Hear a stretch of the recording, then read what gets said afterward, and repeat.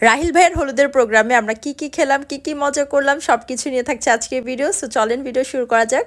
Hello, আসসালামু আলাইকুম, welcome to মার্জি মুসু blog. So সকালে ঘুম থেকে উঠে আগে হচ্ছে নাস্তা করে নিচ্ছি। এখানে দেখেন একটা চায়ের থেকে আমরা 2 বোন বিস্কিট দিয়ে খাচ্ছিলাম। এরপর হচ্ছে আমি ফ্রেশ হতে চলে আসলাম। ফার্স্টে হচ্ছে আমি ফেসটা ক্লিন করব, এরপর হচ্ছে আমি শাওয়ার করে নিব। তো ফেস ক্লিন করার জন্য আমি হচ্ছে জাফরানের এই সোপটা ব্যবহার করতেছি। আর জাফরান ব্র্যান্ডের কিন্তু আপনারা অনেক ধরনের সাবান পেয়ে যাবেন। আমরা হচ্ছে চারকোল অ্যান্ড কজিক সাবানটা আর হচ্ছে নিম অ্যান্ড অ্যালোভেরা সাবানটা নিয়েছি।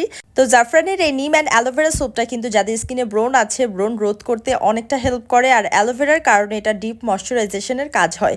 সো আপনারা যারা হচ্ছে ব্রণের প্রবলেম আছে তারা জাফরানের এই নিম অ্যান্ড অ্যালোভেরা সোপটা নিতে পারেন। এই সোপগুলো কিন্তু আপনারা বাংলাদেশের যে কোনো কসমেটিক্স শপে পেয়ে যাবেন। এছাড়াও অনলাইনে যারা বিউটি কেয়ার প্রোডাক্ট সেল করে তাদের কাছেও কিন্তু জাফরানের এই সোপগুলো পেয়ে যাবেন।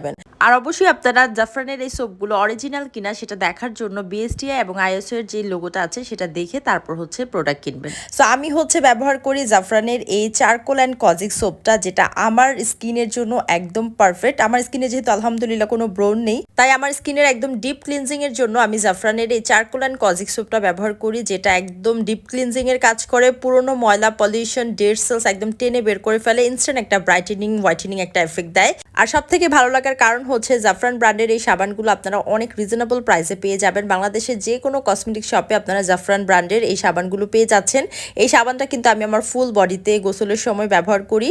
আর আপনারা চাইলে কিন্তু যাদের স্কিনে ব্রণ আছে তারা হচ্ছে নিম অ্যান্ড অ্যালোভেরাটা নিতে পারেন। এই সাবানটা হচ্ছে মার্জিয়া ব্যবহার করে, যেহেতু ওর ব্রণের প্রবলেম আছে তাই হচ্ছে এই সাবানটা ওর জন্য বেস্ট। অ্যান্ড আমার জন্য হচ্ছে এই চারকোল অ্যান্ড কজিকটা, যেটা আমার স্কিনটাকে ব্রাইট করে। তো শাওয়ার নেওয়ার পর এখন হচ্ছে আমরা রেডি হব, যেহেতু প্রোগ্রামে যাব। তো রেডি হয়ে প্রোগ্রামে চলে আসলাম। এই যে দেখেন আমরা সবাই চলে আসছি রাহিল ভাইয়ের হলুদের প্রোগ্রামে। তো এখানে হচ্ছে রাহিল ভাইয়ের যে এন্ট্রিটা হচ্ছে হলুদের স্টেজে আসার আগে যে এন্ট্রিটা এটা হচ্ছিল, অ্যান্ড আমি হচ্ছে একটু ঢং করতেছিলাম এই কর্নার, একটু ছবি স্ন্যাপ নিচ্ছিলাম যে আমাকে কেমন লাগতেছে দেখার জন্য, মানে আউটফিট চেক করতেছিলাম আর কি।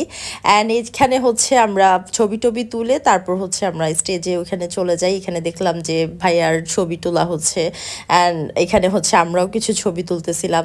দেন মার্জিয়া হচ্ছে শাড়ি পরছিল, ও বলতেছে আমার কটা ছবি তুলে দে। আমরা তেমন ছবি তুলিনি। তো কোনো রকম ছবি তোলার পর এরপর হচ্ছে আমরা খাবার খেতে বসে গেছি। এখানে হচ্ছে বরের এন্ট্রি হচ্ছিল, গান বাজতেছিল, এর জন্য আর কি আমরা সবাই ডান্স করতেছিলাম এই আর কি।